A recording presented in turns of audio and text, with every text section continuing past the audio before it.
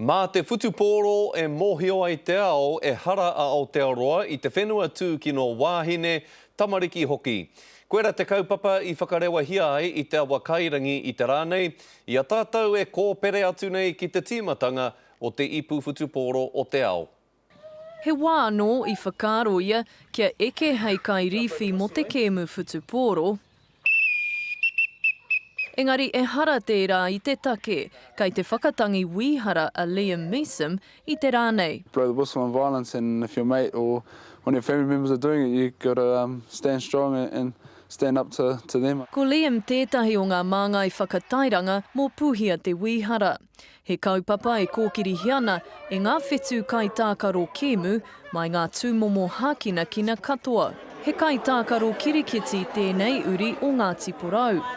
Ko ia hoki te kai whakahaere I te whakarewatanga o te kaupapa I te awa kairangi I tēnei ahiahi. It's just been great to have people of that calibre being willing to support something which in the past people have been afraid of discussing. Mai I whāngā rei ki wai hōpai, toru te kaumā whāngā hāpori ka pīkau I ngā rauemi. Tuatu I te wīhara, he whāriki kraihe ka tukuna atu ki ngā pāpara kauta me ngā krapu whutupōro o ia rohe.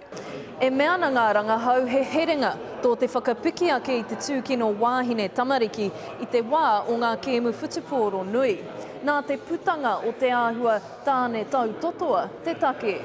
I guess with the Rugby World Cup coming up, just making sure that people are aware of what's happening. Kei te whakai hoki tēnei uri o te wainui o mata. E whitu tau ona I roto I te ao whai utu riki. I think it's important that people speak up when these things are happening, and I think getting this message out to say it's okay to speak up. He wā whakarikarika mō te kai mātaki whutupōro, ko tā ngā kai tākaro kia tiaki, kia tuatahi hoki te whānau ake. Jasmine Pearson, Te Karere.